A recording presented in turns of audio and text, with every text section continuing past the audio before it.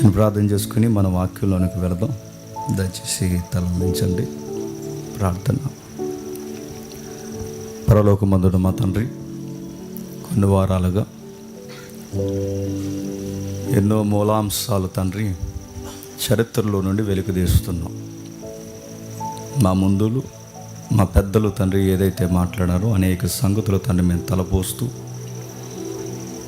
ఈ తరానికి మా యొక్క సమకాలీన పరిస్థితులకి తండ్రి అర్థమయ్యే రీతిలో తండ్రి మమ్మల్ని మేము తండ్రి సరి చేసుకుంటూ ఏది వాక్యానుసారమో, ఏది సాంప్రదాయమో, ఏది చరిత్రలో నుంచి వచ్చిందో, ఏది కల్పిత ప్రార్థనలో, వాటన్నిటిని ఒకదాన్ని ఒకటి తండ్రి చరిత్రను తండ్రి వెతికి ధ్యానిస్తున్నాం. అన్ని సంఘాల వల్లే వచ్చాము వెళ్ళిపోయామని కాకుండా సత్యానికి స్తంభముగా ఈ సంఘం ఉండాలన్నదే మా నినాదం, మీ యొక్క చిత్తము తండ్రి.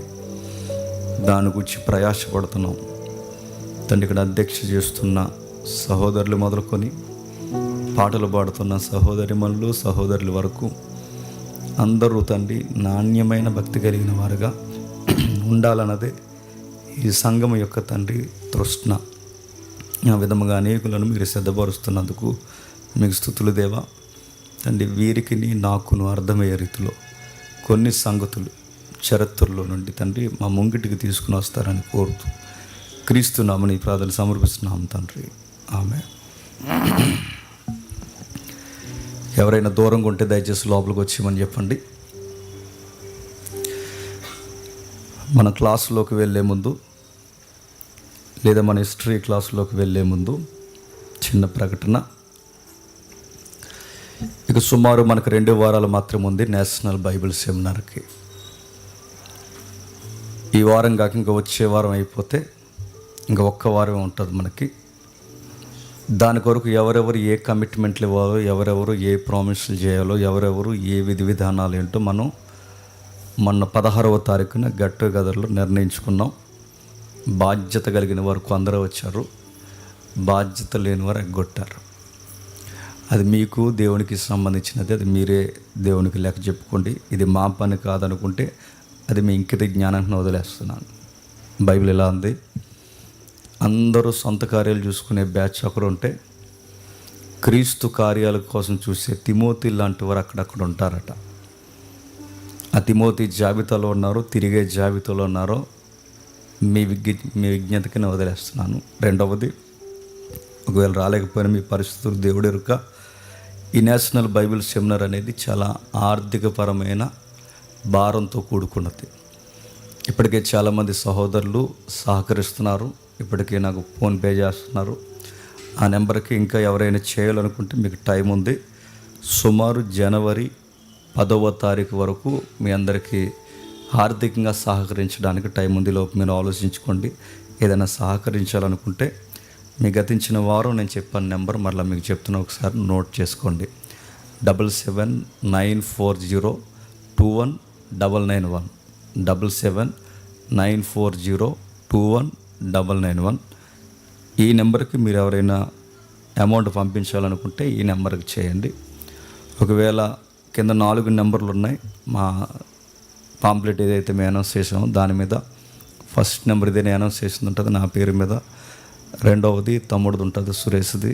మూడవది శ్రీకాంత్ గారిది. నాలుగవది దొడ్డప్రసాద్ గారిది. ఈ నలుగురిలోకి వెళ్ళి మీరు ఎవరికి చేసినా రికార్డెడ్గా ఒక స్క్రీన్ షాట్ మాలో ఎవరొకరికి పంపించండి. ఎందుకంటే ఎవరు చేస్తున్నారో వాళ్ళ పేర్ల మీద మేము ఆల్రెడీ ప్రేయర్లో ఈ సహకారులు అందరి పేర్లు మేము జ్ఞాపకం చేసుకుంటాం, అది మర్చిపోవద్దు. రెండవది, ఈ నేషనల్ బైబిల్ సెమినార్ కొరకు ఆ రోజు నేను చేయాల్సిన ప్రకటన ఒకటి మర్చిపోయాను. ఒకవేళ ఎవరికైనా ఈ భారం కలిగి ఉంటే ఈ చిన్న పనన్నా చేయండి. తమ్ముడు స్క్రీన్ మీద చూపిస్తాడు చూడండి. సుమారు మనం ఒక రూట్ మ్యాప్ వేసాం. విజయవాడ దగ్గర నుంచి ఏలూరు, ఏలూరు దగ్గర నుంచి తాడేపల్లిగూడెం, తాడేపల్లిగూడెం దగ్గర నుంచి ఇటువైపుకి వస్తే హైవే మీదుగా కొవ్వూరు, కొవ్వూరు నుండి మన రాజమండ్రి. ఇదొక జోన్. ఈ జోన్ మొత్తానికి ఫ్లెక్స్లతో పబ్లిసిటీ చేసే ఒక టీం కావాలి. లేదా ఆ స్థానిక ప్రాంతాలు ఇప్పుడు నేను చెప్పిన ఏరియాస్లో ఎవరైనా లైవ్లో ఫాలో అవుతున్న వాళ్ళు ఉంటే దయచేసి మీరైనా మా వాట్సాప్కి హాయ్ పెట్టినా లేదా మాకు ఫోన్ చేసినా మీరు చర్య తీసుకుని లేదా మీరు బాధ్యత తీసుకుని ఒక ఫ్లెక్స్ అనేది అలా కట్టగలిగితే ఆల్రెడీ సహోదరులు కడుతున్నారు. వెస్ట్ గోదావరి, ఈస్ట్ గోదావరిలో కౌతాలం, అలాగే సరర్దర కాటన్ బ్రిడ్జ్ పైన ఆల్రెడీ పబ్లిసిటీ చేస్తున్నారు.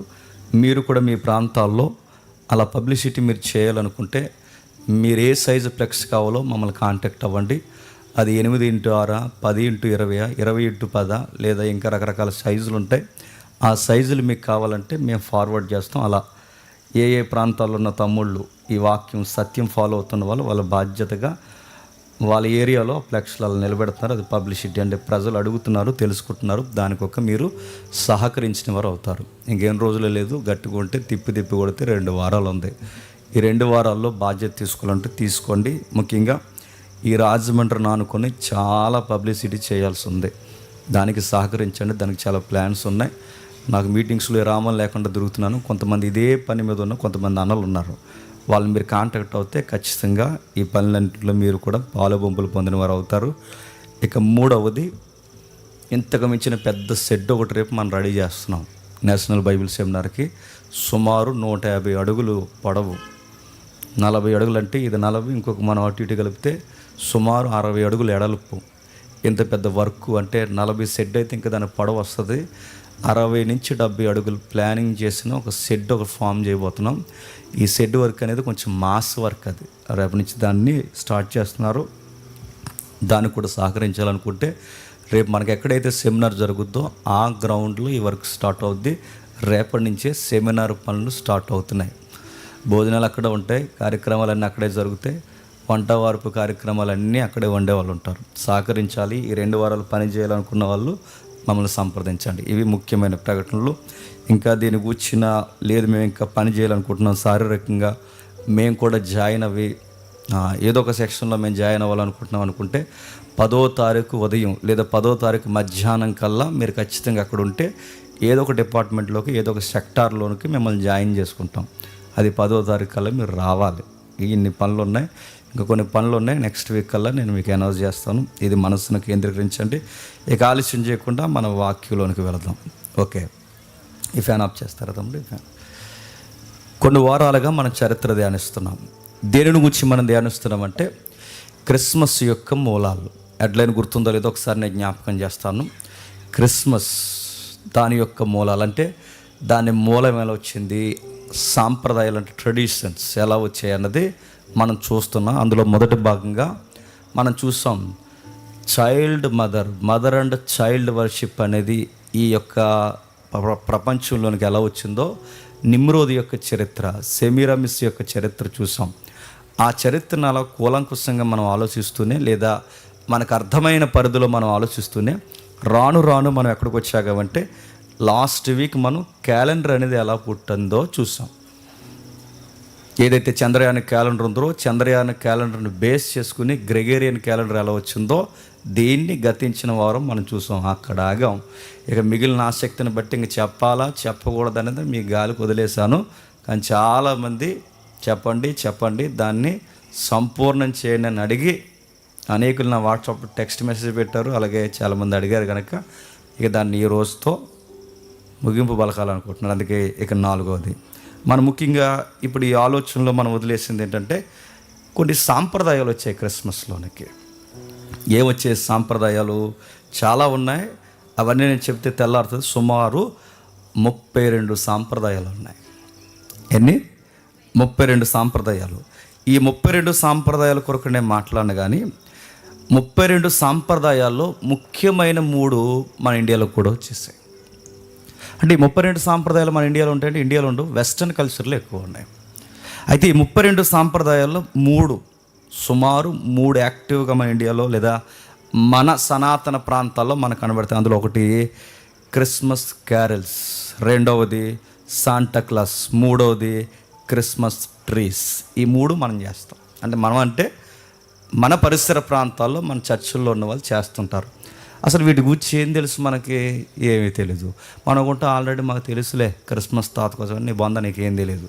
నేను తెలిస్తే చెప్పను, తెలియదు అనుకుంటేనే దాన్ని తెర మీద తీసుకొస్తాను. ఏదో ఉంది చరిత్ర, ఏముంది, ఏదో రాయబడింది. ఏం రాయబడింది చూద్దాం.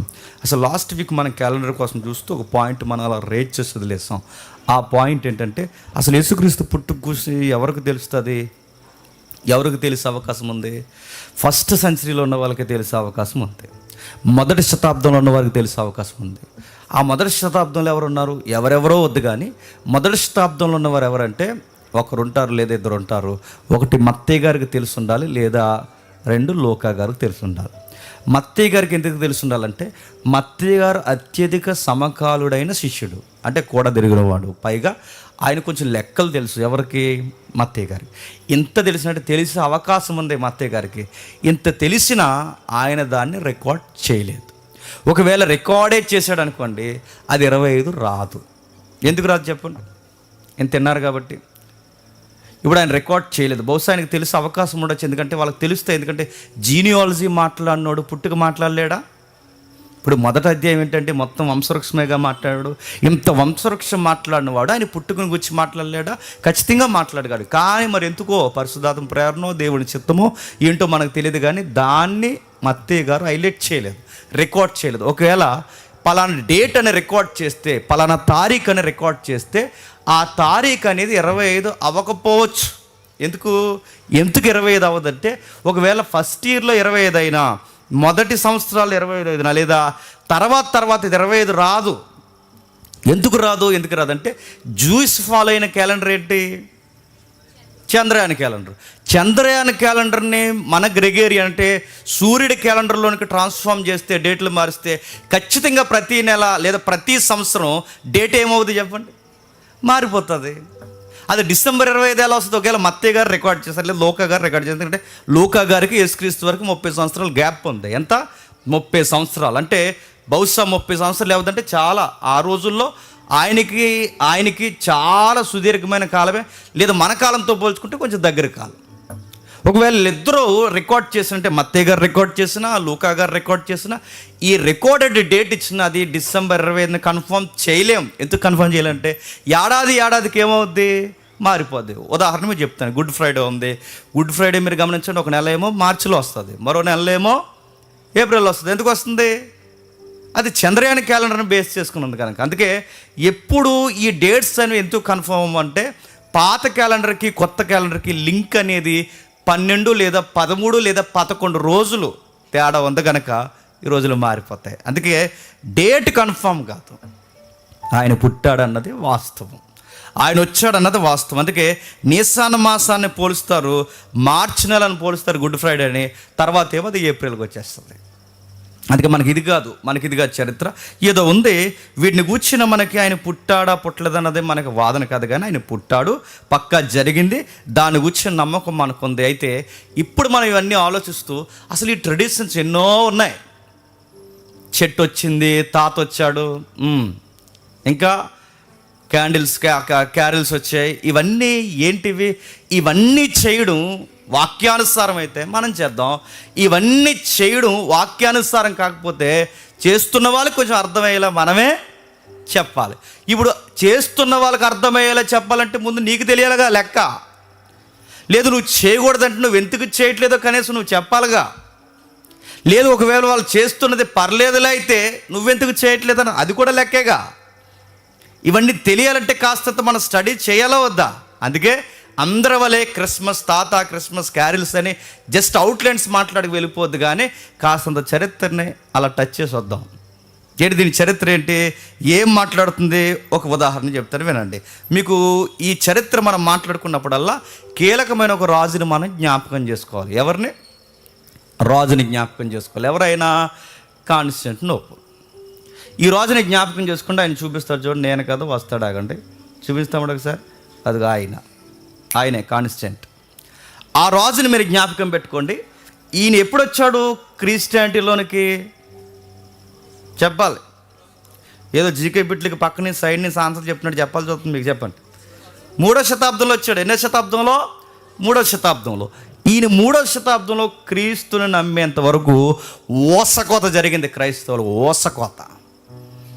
మైనులో ముంచి తగలట్టేశారు, గర్భాలు చీరేసి పిల్లల్ని వేసి కొట్టేశారు, ఎలుగుబంట్లకి ఇసిరేశారు, సింహాలకి ఇసిరేశారు. ఇక ఎంతగా రోమ్ కొలేసియంలో ఎంత నిష్ఠూర పెట్టాలో అంత రక్తము ఏర్లై పారేలా క్రైస్తవ్యాన్ని 3 శతాబ్దాల కాలం పాటు రాపిడికి గురిసేశారు.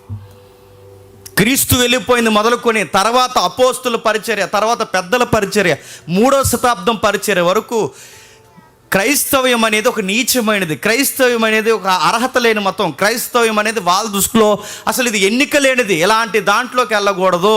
ఈ రోజుల్లో ఎలాగైతే కులం తక్కువ మతం అని అంటున్నారో ఆ రోజుల్లో కూడా గౌరవం లేని విశ్వాసం ఏది చెప్పండి? క్రిస్టియానిటీ. అలాంటి టైంలో ఈ నమ్ముకున్న తర్వాత ఒక క్లాసిక్ లుక్ వచ్చింది క్రిస్టియానిటీకి. అప్పటి వరకు దాడులు జరుగుతుంటే ఇక దాడులు జరగడానికి వీల్లేదన్నాడు.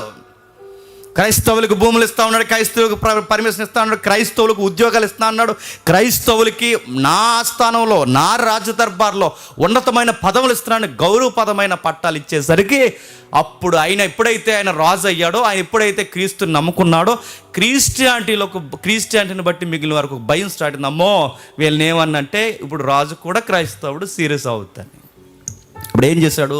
రోమీల ఆరాధనని, బయలు ఆరాధనని, అన్యుల ఆరాధనని ఆపేశాడు. గుళ్ళు ఖాళీ అయిపోయినాయి. ఆ గుడులు ఎప్పుడైతే ఖాళీ అయిపోయి ఇప్పుడు ఇక్కడ ఏదో ఉందనుకోండి, ఇది ఒక సూర్య దేవాలయం అనుకోండి, ఇది ఒక సూర్య దేవాలయం.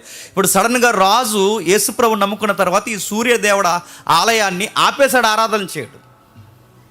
ఆలయంలో ఎప్పుడైతే ఆరాధన జరగడం మానేస్తుందో గుడి ఖాళీ అయిపోయింది కనుక, ఖాళీగా ఉన్న గుడిని ఏం చేస్తారంటే, అబ్బాయిలు మీ క్రైస్తవులు మీకు ఇప్పటివరకు చర్చలు లేవు కనుక, మీకు ఆరాధన స్థలాలు లేవు కనుక, ఇందులో ఉన్న బొమ్మలన్నీ పక్కకి తీసేసి దీన్నే మీరు చర్చిగా మార్చేసుకోండి. ఇలా ప్రతి దాంట్లో రాయితీలు వచ్చాయి క్రైస్తవ్యానికి.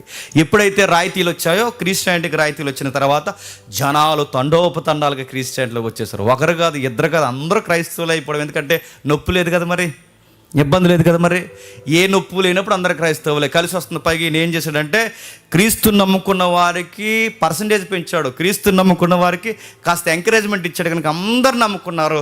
ఎప్పుడైతే విశ్వాసము భక్తి లేని వాళ్ళు క్రైస్తవ్యంలోకి వచ్చారో, వీళ్ళు వస్తూ ఒక్కలే రాలేదు, కూడా అన్యాచారాలు కూడా పట్టుకుని వచ్చారు. ఆ వస్తు ఒక్కలే రాకుండా కూడా అన్యాచారాలు పట్టుకొచ్చారు. ఈయన గారి టైంలో, కాన్స్టాంటినోపుల్ టైంలో సరిగ్గా గమనించండి, ఆయన వచ్చిన తర్వాత కొత్తగా వచ్చిన, బాగా వినాలి, కొత్తగా వచ్చినప్పుడు క్రైస్తవం లేదా కొత్తగా వచ్చిన క్రైస్తవ పునాదులు స్థిరపడినప్పుడు, కొత్తగా ఇప్పుడు సుఖం వచ్చిందిగా, మొన్నటి వరకు హత్యలు, మొన్నటి వరకు అంటే ఈ రాజు రాకముందు వరకు క్రీస్తుని బట్టి హతసాక్షులు, బిడ్డలు చచ్చిపోయారు, భర్తలు చనిపోయారు, భార్యలు చనిపోయారు, అందరూ చనిపోయారు. ఇప్పుడు ఈయన వచ్చిన తర్వాత అసలు రక్తం కారే పని లేదు, ఏమీ కారే పని లేదు, అసలు శ్రమే లేదు. ఇప్పుడు శ్రమ లేని వాళ్ళకి ఏమొచ్చింది? పండగ వచ్చింది. ఏమొచ్చింది? పండుగ వచ్చింది. ఎప్పుడైతే పండుగ వచ్చిందో, మరి పండుగ ఎలా చేయాలి? బైబిల్లో ఉందా పండుగ ఎలా చేయాలో? లేదు. అపోస్తలులు చేశారా? లేదు. మరి పండుగ చేయాలంటే ఏదో ఒక డెమో ఉండాలిగా. డెమో ఏది? ఇదిగో పేతురు గారు ఎలా చేశారంటే మనం కూడా అలా చేద్దాం అన్నాడు. పేతురు గారు చేశారా? చేయలేదు. యోహాన్ గారు ఎలా చేశారంటే చెట్టెలు నిలబెట్టడానికి ఆయన చేశాడా? లేదు. క్యారల్స్ పట్టుకున్నట్టు ఉందా? లేదు. క్రైస్తవ్యంలో ఇప్పటివరకు పండుగలు లేవు, సడన్గా పండుగ వచ్చింది. ఇప్పుడు ఈ పండుగ వచ్చినప్పుడు ఈ పండుగ ఎలా చేయాలి? ఎలా చేయాలంటే ఆల్రెడీ జరుగుతున్న పండుగలు ఉన్నాయి చూసారా, వాళ్ళని చూసి కొన్ని వాతలు ఎట్టుకున్నారన్నమాట. పండగ చేయాలన్న మోటో వచ్చింది. ఆ మోటోలోనికి ఈ ట్రెడిషన్స్ తెలియకుండా అలా వచ్చి కూర్చున్నాయి. ఇప్పుడు కామెంట్ చేసాం మనం, అంటే ఇవి బయట నుంచి తెచ్చుకున్నాయంటారా జేమ్స్ బ్రదరు అని మీరు నన్ను అడిగితే, మీరు ఒప్పుకున్నా, నన్ను తిట్టుకున్నా, ఏమనుకున్నా, కొన్ని క్రిస్మస్లోనికి బయట నుండే వచ్చాయి. ఇది నచ్చినా నచ్చకపోయినా. మొదటిది మనం కౌంటర్ చేస్తున్నాం, క్రిస్మస్ క్యారల్స్ అనేవి దాని మూలం ఏంటి? క్రిస్మస్ యొక్క క్యారల్స్ అనే దానికి మూలం ఏంటి? నేను రాసుకు రాలేదు, గూగుల్ తల్లి ఇచ్చింది డేటా, చూపిస్తాడు చూడండి. స్క్రీన్ షాట్లు కూడా తెచ్చాను, ఒకసారి మీరు చూడండి. క్యారల్స్ అనే దానికి అక్కడ ఎలా రాసుకొచ్చాడో చూడండి. ఇవి ఎలా వచ్చాయంటే, ఇవి ఖచ్చితంగా అన్య ఆచారాల నుంచి వచ్చాయి. అంటే ఈ కొవ్వొత్తులు వెలిగించే కార్యక్రమం అనేది ఇప్పుడు ఏదైతే క్రిస్మస్కి పరిమితమైందో ఆదిలో అవి లేవు. మరి ఎక్కడుండేవంటే యూరప్ సాంప్రదాయ ప్రాంతాల్లో ఉండేవట. ఎక్కడ? యూరప్ ప్రాంతంలో. ఆ స్క్రీన్ షాట్ చూపించాను. యూరప్ ప్రాంతంలో ఉండేది, అన్య ప్రాంతాల్లో ఉండేది. ఆ చుట్టుపక్కల ప్రాంతం చూడండి, నాకు కనబడతా లేదు, మీకు ఏం కనబడుతుందా క్లియర్గా? ఓకే, చూడండి.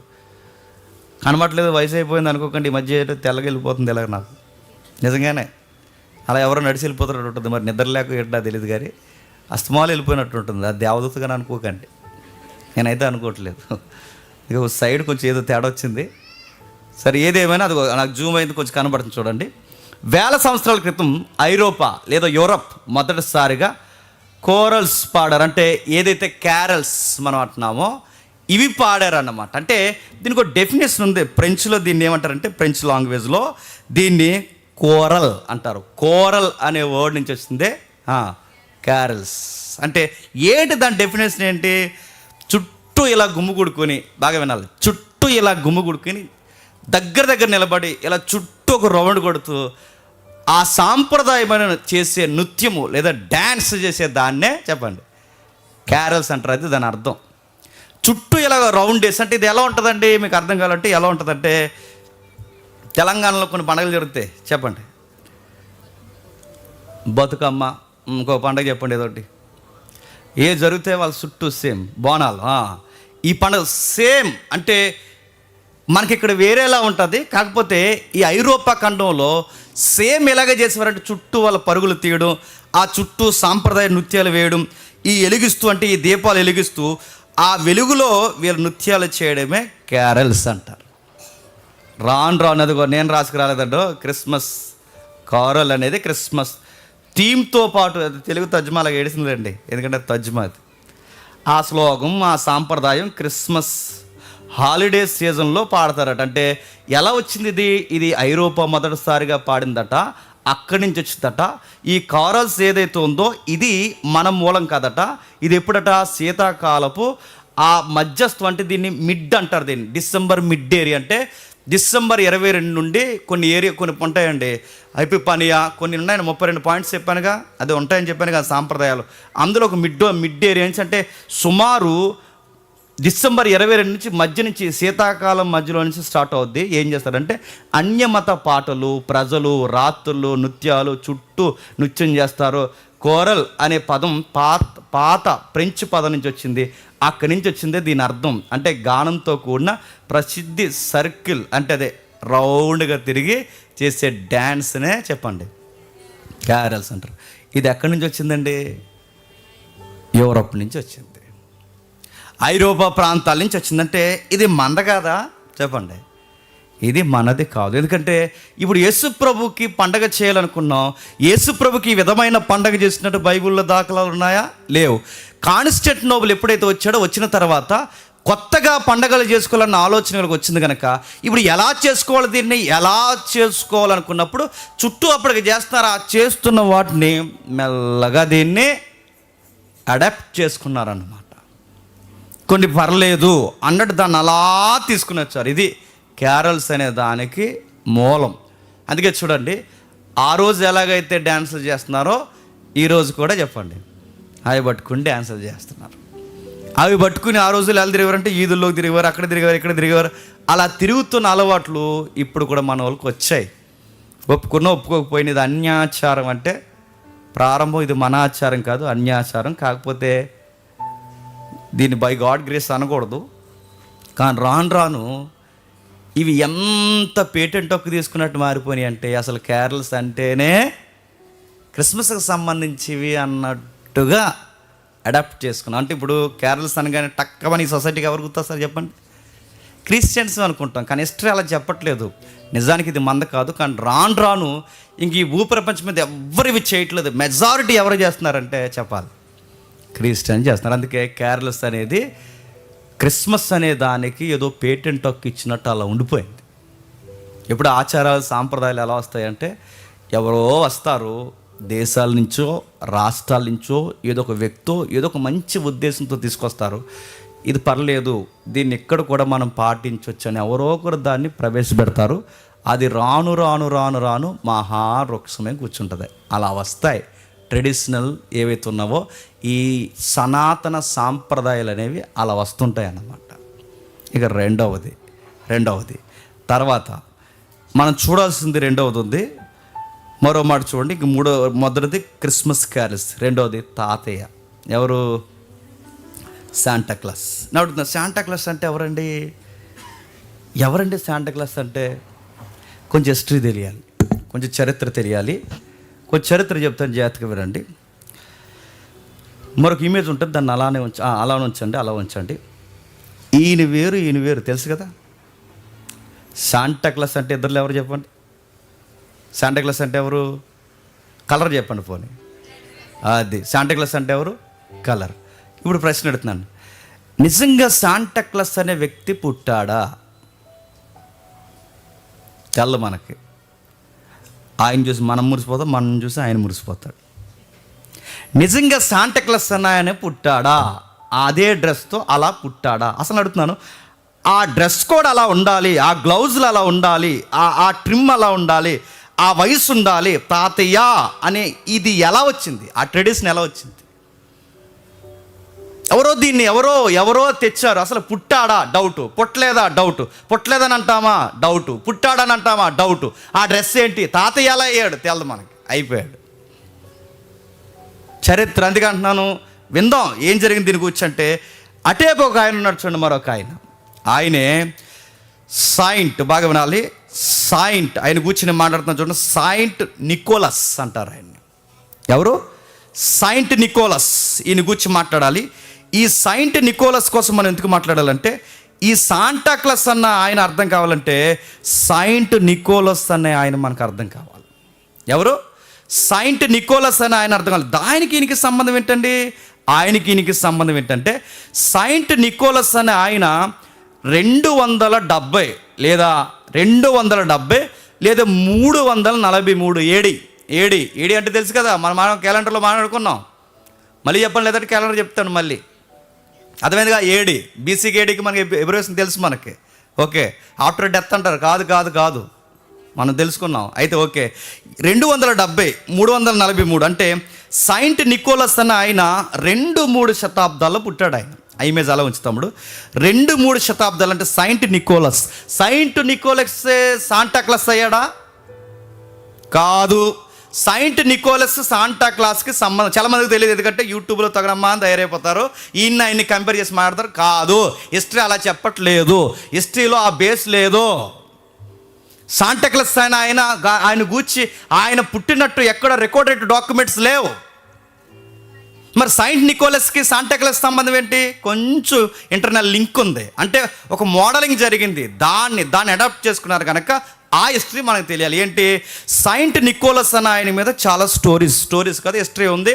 సాంప్రదాయమైన కథనాలు రోమన్ క్యాథలిక్లో ఉన్నాయి. సాయింట్ నికోలస్ అన్న ఆయన చరిత్ర ప్రకారం క్యాథలిక్ మాంక్. ఈయన కూడా క్యాథలిక్ మాంకే. ఈయన గురించి చాలా చరిత్రలు ఉంటాయి. ఎప్పుడైనా నేను గురించి సరదాగా చదవండి, నిజంగా చాలా ఆత్మీయంగా అనిపిస్తుంది. ఈయన దగ్గరికట పక్షులు అలా వచ్చి ఆయన బైబిల్ చదువుకుంటే భుజం మీద వాళ్ళు అలా వెళ్ళిపోయేవట. క్యాథలిక్ చెప్తుంది. ఇంకా భయంకరమైన తోడేళ్ళు ఉంటాయి చూసారా, ఆ తోడేళ్ళ మధ్యకి వెళ్ళి ఆయన గిరిజన ప్రజలకు లేదా ఏదైతే ఉన్నారో మారుమూల ప్రజలకు, రిమోట్ ఏరియా ప్రజలకు సువార్త చెప్పడానికి వెళ్ళినప్పుడు తోడేళ్ళు, పులులు, సింహాలు ఉన్నప్పుడు, దేవా నీ చిత్తము సువార్త చేయడం అయితే ఇదిగో నేను వెళ్తున్నాను, నేను ఎదుట నేను బాగుంటే వీటిలో నోర్లు నువ్వే మూయించు, లేదా వాటికి ఆహారంగానే నన్ను చేయని వెళ్ళిపోయినప్పుడు దగ్గరకు వచ్చి అలా పలకరించి వెళ్ళిపోయాడు. ఇలా ట్రెడిషనల్గా చెప్తారు ఆయన గురించి. అందుకే ఎప్పుడైనా ఈ సాయింట్ నికోలస్ కోసం కొట్టండి, ఆయన మీద పక్షులు అన్నట్టు ఇమేజ్లు కనబడతాయి. మీరు చూడండి గూగుల్లో. ఆయన దగ్గరికి తోడేళ్ళు వచ్చినట్టు, పులులు వచ్చినట్టు ఇవన్నీ ట్రెడిషనల్గా మనకు కనబడతాయి. దీనికి బిబుల్ లేదా బిబిలికల్ వ్యూ ఈ టైప్ ఆఫ్ ఏమైనా ఉందంటే, దేవుడి మాట ఖచ్చితంగా జంతువులు వింటాయి అనడానికి బేస్ ఏంటి? నోవహు టైంలో జలప్రలయం వస్తున్నప్పుడు రెండంటే జంటలుగా వచ్చాయా లేదా? కాబట్టి దానియేలు దగ్గర నోరు మూయించిన వాడు, భక్తుల దగ్గర నోర్లు మూయించిన వాడు, కొన్నిసార్లు ఏమో మనకు తెలియదు, ఏ భక్తుడిని మనం జడ్జిమెంట్ చేయలేం. ఏదైనా చిన్న విషయం ఏం కాదు. ఇంత ట్రెడిషనల్గా ఇంతలా క్యాథలిక్ మాట్లాడుతుందంటే బహుశా ఆయన మంచి భక్తుడై ఉండాలి, చాలా పవిత్ర. అందుకే సాయింట్ హుడ్ అనేది ఎవరికి పడతాడు? ఎవరు ఇస్తారా? సాయింట్ హుడ్ అనేది ఎవరికి ఇస్తారు? మహిమలకు మూలమైన వారికే సాయింట్ హుడ్ ఇస్తారు. మొన్న ఇచ్చారు మదర్ తెరేసా గారికి సాయింట్ హుడ్, తెలుసు కదా. అందుకే సాయింట్ అనే పదం ఎవరికి వాడకూడదు. మహిమలు అంటే వాళ్ళకి మహిమలు ఉన్నాయి అని నమ్మిన వాళ్ళకే సాయింట్ హుడ్ ఇస్తారు. అందుకే ఈయన కూడా సాయింట్ నికోలస్ 2-3 శతాబ్దాల్లో ఉన్నాడు. ఇంతకీ ఈయన గురించి మనం ఎందుకు తెలుసుకోవాలంటే, 3వ శతాబ్దంలో ఉన్న ఈ భక్తుడు లేదా 2-3 శతాబ్దంలో ఉన్న ఈ భక్తుడికి సాంప్రదాయకంగా పుంఖాలుగా చరిత్రను అటు వీరిని కలిపి మాట్లాడుకునే ఒక స్టోరీ ఉంది. లేదా ఒక వాదన ఉంది, ఆ వాదన ఏం చెప్తారంటే ఈయన ఎక్కువ దాతృత్వం కలిగిన వాడట, బాగా డబ్బులను వాళ్ళ అబ్బాయి అట.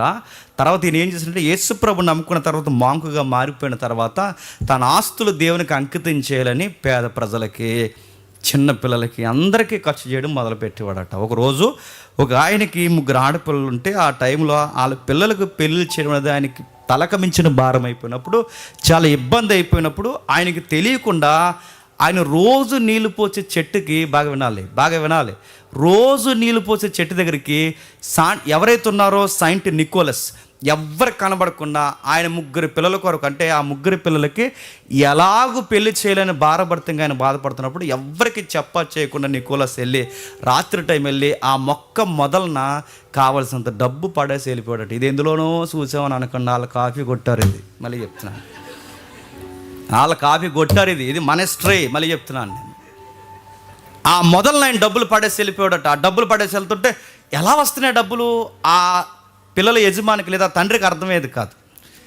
ఆ పిల్లల యజమాని తండ్రికి డబ్బులు ఎలా వస్తున్నాయి, ఇంత మనకి ఈ టైంకి ఇంత డబ్బు అవసరమని ఎవరికి అర్థమవుతుంది, ఎవరబ్బా కనిపెట్టాలని చెప్పి నిద్రపోకుండా కనిపెడితే సరిగ్గా నైట్ టైం నికోలస్ వచ్చాక డబ్బులు వేయడం చూశాడు.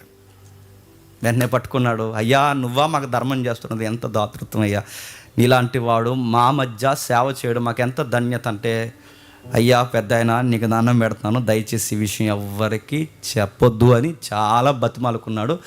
చెప్పొద్దంటేనే ఇంకా ఎక్కువ చెప్పేశారు అందరికీ. ఎంత చెప్పొద్దటో అంత చెప్పేస్తారు. మనసుకుంటే బలహీనత, ఇది ఎవరికి చెప్పకను అనుకోండి, ఈడెళ్ళి ఇంకెవరికి చెప్పకే అంటాడు. అలా అందరికీ తెలిసిపోయింది. మొత్తం మీద సెయింట్ నికోలస్ కోసం అందరికీ తెలిసిపోయింది. అలా రాను సెయింట్ నికోలస్ కోసం ఎప్పుడైతే మాట్లాడారో, ఈ నికోలస్ కోసం మాట్లాడగా ప్రజలు కొన్ని విషయాలు తెర మీద తీసుకొచ్చారు. అంటే సెయింట్ నికోలస్ అనే ఆయన ఒకరోజు, బాగా వినాలి, ఒకరోజు ఆ తండ్రికి తెలిసిపోతే ప్రజలందరికీ చెప్పేసాడో లేకపోతే ఎలా వెళ్ళిపోయిందో మొత్తం మీద వెళ్ళిపోయింది. సెయింట్ నికోలస్ చనిపోయిన తర్వాత 1809లో రికార్డెడ్ డేట్స్ ఇవి. 1809 అయితే 18వ శతాబ్దంలో western livings 1809 book, A history of New York అనే ఒక బుక్లో, మళ్ళీ చెప్తాను రాసుకోండి, ఏదైతే ఉందో వాషింగ్టన్ లివింగ్స్ లేదా వెస్టర్న్ కల్చర్లో వాషింగ్టన్ లివింగ్స్ అనేది 1809లో ఏ హిస్టరీ ఆఫ్ న్యూయార్క్ అనే బుక్లో ఒక ఆయన ఆ బుక్ రాశాడు. నికోలస్ను పోలిస్తే ఏమంటాడంటే, మళ్ళీ ఇలాంటి నికోలస్ లాంటి వారు మన దేశంలో పుడితే బాగుండు, పేదోళ్ళకి అండగా ఉండేవాడని ఒక బుక్ రాస్తాడు. నా మాట్లాడుతున్నా, 2వ శతాబ్దంలో ఉన్న క్యారెక్టర్ని, అంటే 2వ శతాబ్దంలో నికోలస్ని ఇన్స్పైర్గా తీసుకుని, 2వ శతాబ్దంలో ఉన్న నికోలస్ని మాదిరిగా తీసుకుని, ఇలాంటి వారు మళ్ళీ పుడితే బాగుండని ఒక బుక్ రాస్తాడు. ఆ బుక్లో ఒక క్యారెక్టర్ తయారు చేస్తాడు. ఆ క్యారెక్టర్లో వచ్చిన వ్యక్తే మళ్ళీ నికోలస్ అనే క్యారెక్టర్ 18వ శతాబ్దంలో తెర మీదకి వస్తుంది. ఎప్పుడు? 18వ శతాబ్దంలో. ఈ 18వ శతాబ్దంలో నికోలస్, బాగా వినాలి, నికోలస్ అన్న ఆయన 18కి లేడు, 18కి ఎప్పుడో చనిపోయాడు.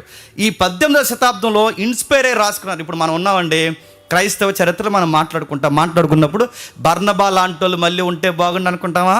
అలా అనుకున్నప్పుడు బుక్ రాసి అనుకున్న బర్నబాని ప్రస్తావిస్తే, ఇదిగో ఈయన ఈ తరం బర్నబా అంటాంగా. అలాగే ఈ బుక్లో ఒక క్యారెక్టర్ క్రియేట్ చేయాలి కనుక హిస్టరీ ఆఫ్ న్యూయార్క్ అనే బుక్లో, ఈ బుక్లో ఒక క్యారెక్టర్ క్రియేట్ చేయడానికి ఈయన పేరుని లేదా ఈయన క్యారెక్టర్ని ఆ క్యారెక్టర్కి బాగా హైలైట్ చేశారు. అప్పుడు మళ్ళీ ఆ బుక్లో ఆ క్యారెక్టర్ హైలైట్ అయింది.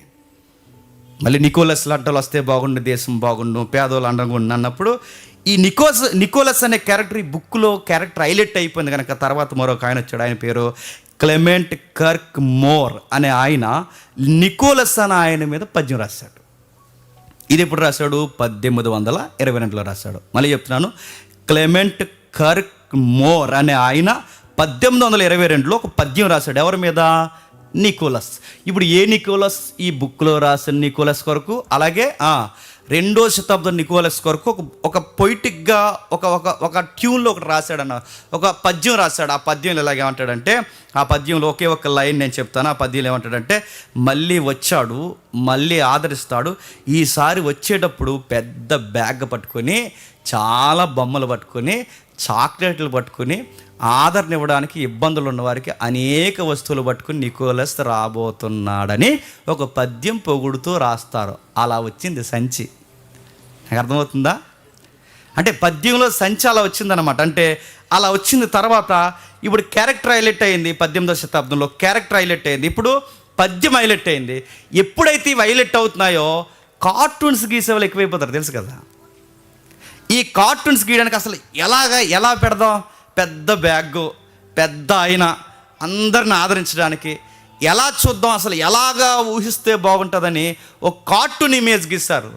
ఆ కార్టూన్ ఇమేజ్నే క్రిస్మస్ తాత అన్నాం, అదే శాంటాక్లాస్. ఒకసారి చూపించండి. అదిగో ఆయన, నిజానికి ఈయన లేడు, ఎవరు, ఇది ఊహ, ఇది ఊహ, అది నిజం.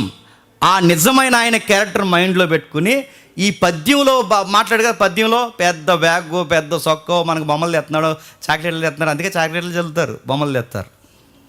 ఇలాంటివన్నీ ఊహించుకుని ఇలాగ ఒక డిజైన్ చేశాడు. ఈ బొమ్మ వేసిన ఆయన ఎవరంటే, ఆర్టిస్ట్ ఎవరంటే థామస్ నాస్ట్ అనే ఆయన వేశాడు. ఎవరు, థామస్. ఇది ఎప్పుడు వేశాడు, 1862. అంటే బొమ్మలు పట్టుకున్నట్టు, చాక్లెట్స్ పట్టుకున్నట్టు, చాలామందికి ఏదో గుర్తు తెలియని ఒక పెద్ద ఆయన వచ్చి అందరికీ పంచుతున్నట్టు ఊహించి థామస్ అనే ఆయన గీసిన బొమ్మే చెప్పండి, శాంటాక్లాస్ అనే బొమ్మ. గుర్తుపెట్టుకోండి. నికోలస్ వేరు, చెప్పాలి, ఊహా చిత్రం వేరు. ఊహా చిత్రంలో క్యారెక్టర్ ఎవరుంటే బాగుంటుంది అనుకున్నారు, ఎవరుంటే బాగుంటుంది అనుకున్నారు, సైంట్ నికోలస్ క్యారెక్టర్ ఉంటే బాగుంటుందని ఊహించుకొని ఇలాంటి తాతయ్య మనకుంటే బాగుండని ఎప్పుడైతే దీన్ని హైలైట్ చేశారో మెయిన్ మ్యాగజైన్స్లో, మెయిన్ ఎడిషన్స్లో, ప్రింట్ మీడియా, ఎలక్ట్రికల్ మీడియాలో ఈ బొమ్మ హైలైట్ అయిపోద్ది. ఇప్పుడు ఒరిజినల్ బొమ్మ ఇది కాకుండా ఇంకోటి ఉంటుంది, చూడము. ఒరిజినల్ ఆయన గీసిన బొమ్మ ఒరిజినల్గా ఒకటి ఉంటుంది, పంపించాను నీకు లింకు. ఒరిజినల్గా ఒక బొమ్మ ఉంటుంది. ఆ బొమ్మ ఎగ్జాక్ట్ ఇప్పుడు ఆ బొమ్మకు తగ్గట్టే ఇప్పుడు అప్డేట్గా ఆ డ్రెస్లు వేసుకున్నారు. ఎర్ర డ్రెస్సు, ఆ లైట్గా ఈ వైట్ కలర్ బార్డరు, ఈ పెద్ద చంచి. మీకు యాక్చువల్లీ మీకు నేను చెప్పిన పాయింట్స్ అన్నీ మీకు అర్థం కావాలంటే ఆ ఇమేజ్ మీకు ఉంటే, ఒరిజినల్ ఇమేజ్ నేను పెట్టాను, లింక్ పెట్టాను, ఒకసారి మళ్ళీ పెడతాను చూడు. ఆ ఒరిజినల్ ఇమేజ్ మనం చూస్తే మనకు అర్థం అవుద్ది. సింగిల్ లింక్ ఉంది చూడు, అది అనుకుంటా ఫస్ట్ది కదా అది. ఓకే, నెక్స్ట్ ఇదిగో పెట్టాను చూడు, ఇందులో సెకండ్ అది నీకు మళ్ళీ కోట్ చేస్తాను చూడు.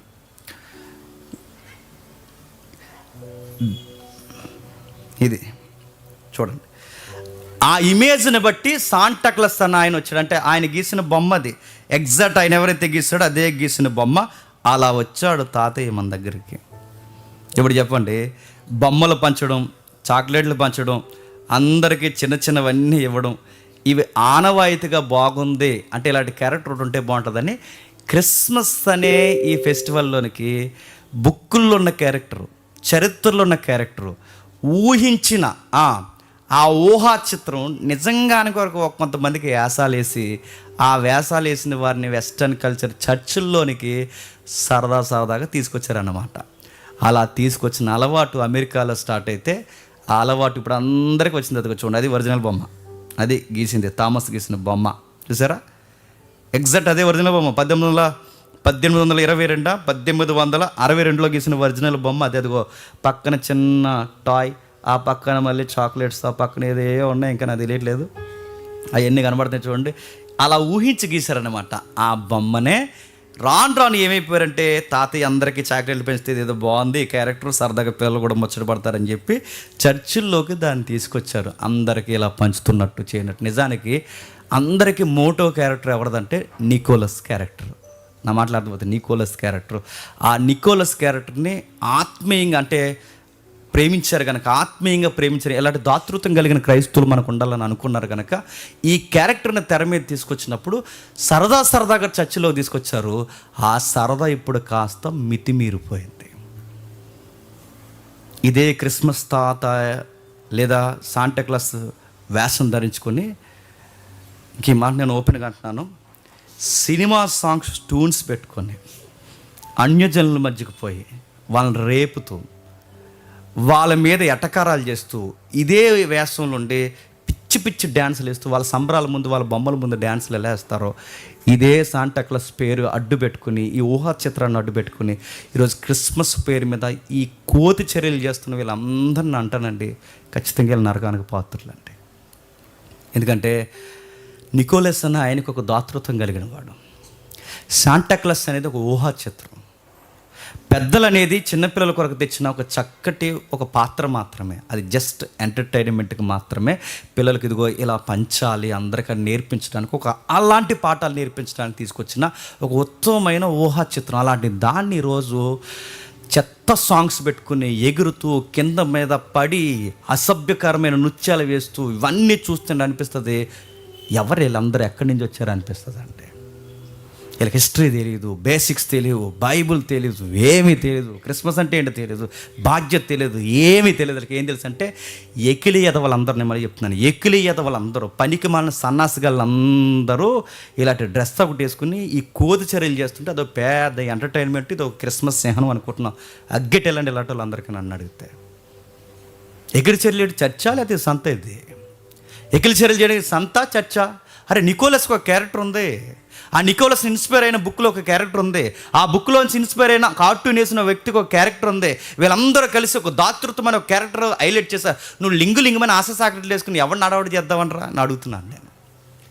₹10 సాకెట్లు వేసుకుని వచ్చి అలా జల్లి ఎలా జల్లి ఎలా జల్లి అలా జల్లి నడుతున్నాను. ఈసారి ఇలా కనపడినప్పుడు కూర్చోబెట్టి ఆ క్యాప్ తీసి ఎవరైనా నువ్వు బాప్టైన్ తీసుకున్నా అడగాలండి ఖచ్చితంగా. నేను నీ ముఖానికి రక్షణ లేదు, ఏమీ లేదు, ఏమి ఎరగదిద్దామన్నా, అసలు నీ శాంటా క్లాస్కి నికోలస్కి తేడా ఎట్లా అడగాలి? యాసం వేసినవాడిని.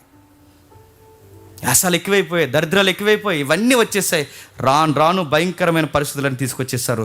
పట్టుకుని దరిద్రపు వ్యాసాలని తీసుకొచ్చి బయటపడేస్తారు. ఇంకేం జరిగాయి? కొన్ని విషయాలు వచ్చాయి. మళ్ళీ ఇంకా తెరలోకి ఏమొచ్చాయంటే ఈ ట్రీస్ అనేవి వచ్చాయి తర్వాత. ఇంకో విషయం ఏదో నేను పాయింట్ మిస్ అయ్యాను, ఒకసారి నేను టచ్ చేస్తాను. ఇంకా మీకు అర్థం కావాలి అంటే కొన్ని విషయాలు నేను టచ్ చేస్తాను. ఈ శాంటా క్లాస్ విషయంలో జరిగిన కొన్ని పొరపాట్లే కాదు, కొన్ని మిశ్రితంగా తయారైపోయిన కొన్ని దరిద్రపు అలవాట్లు ఉన్నాయి. నెక్స్ట్ ఇంకా మనకు అర్థం కావాలి అంటే మనం మాట్లాడుకున్న వాటిలో ఈ క్రిస్మస్ క్యారల్స్తో పాటు ఒక పాయింట్ నేను మిస్ అయ్యాను. ఫ్రాన్సిస్ ఆఫ్ అసిస్ అనే ఒక ఆయన ఉన్నాడు. ఈయన ఏం చేస్తాడంటే ఈ 1223లో ఈయన ఎవరైతే ఉన్నారో ఫ్రాన్సిస్, ఈయన 1223లో స్కిట్లు వేయడం అనేది నేర్పించాడు. స్కిట్ అంటే ఏంటి? ఏ రోజుకి నైట్ వేయడం, వెనకాల సున్నీ కట్టడం కాదు. ఎందుకంటే ఈ మధ్య ఏ రోజుకి నైట్ వేసేస్తున్నారు, ఇంకే గొడవ లేకుండా. ఏ రోజుకి నైట్ ఆడు ఎంత సీరియస్ క్యారెక్టర్ అంటే నైట్ వేయచ్చాడికి, ఆడికి నైట్ వేస్తారండి. నాకు ఎంత బాధ అయిపోయిందో, పవర్ఫుల్ క్యాండిడేట్కి నైట్ వేస్తారేంటండి. గొర్రెల కాపురలనేమో కామెడీ యాక్టర్లు చేసి పడేస్తారు. అలాంటి స్కిట్లు వేయలేదు. 1223లో ఫ్రాన్సిస్ ఆఫ్ అసిస్ అని ఏం చేస్తాడంటే నైటివిటీ స్కిట్, అంటే మన సాంప్రదాయానికి అనుకూలంగా కొన్ని కథాంశాలు, అంటే అనుకూలంగా ప్రజలకు అర్థమయ్యేలా ఇలా కొన్ని డ్రామాలు వేయాలి, ఇలా వేయాలని 1223లో ఇలాంటి డ్రామాలు వేసే విషయాలు తెర మీదకి హెల్దీగా తీసుకొచ్చింది ఈయనేనండి. ఎందుకంటే అప్పట్లో చదువులు తక్కువ, అర్థమవడం తక్కువ, బైబిల్ అందరికీ దగ్గర రావడం కూడా తక్కువ. వాళ్ళ టైంలో అందరికీ క్రీస్తు యొక్క సువార్త అర్థం కావాలని ఈ స్కిట్ అనే ప్రోగ్రాం తీసుకొచ్చింది ఈయనే. అందుకే ఈ తర్వాత ఎప్పుడైతే ఈ స్టోరీస్ పుంకాలుగా మరియమ్మ, యోసేపు, ఏరోదు ఇలాంటి క్యారెక్టర్లన్నీ ఎప్పుడైతే వస్తున్నాయో మరీ అలా స్టోరీ నడిచిపోతుంటే ప్రజలకు బోరు కొట్టేస్తుందని అనుకున్నారో ఏంటో తెలియదు, కానీ మధ్యలోకి సాంగ్స్ తెచ్చారనమాట. ఏం తెచ్చారు? సాంగ్స్, గీతాలు. అంటే ఇవి ఏ గీతాలు పేరెట్టారు వాటికి? ఇవి ఏం సాంగ్స్ అంటే క్రిస్మస్ సాంగ్స్ అన్నారు. వాళ్ళ దగ్గర నుంచి వచ్చినాయి ఈ క్రిస్మస్ సాంగ్స్ అని వచ్చి. ఈ సాంగ్స్ ఏం చేశారంటే ఈ సాంగ్స్ పెట్టుకుని సాంప్రదాయానికి అనుకూలంగా క్రిస్మస్ పాటలు రాయడం మొదలుపెట్టారు. నైటివిటీకి తగ్గట్టుగా 1410లో సాంప్రదాయాలకు తగ్గట్టుగా పాటలు రాయడం మొదలుపెట్టారు.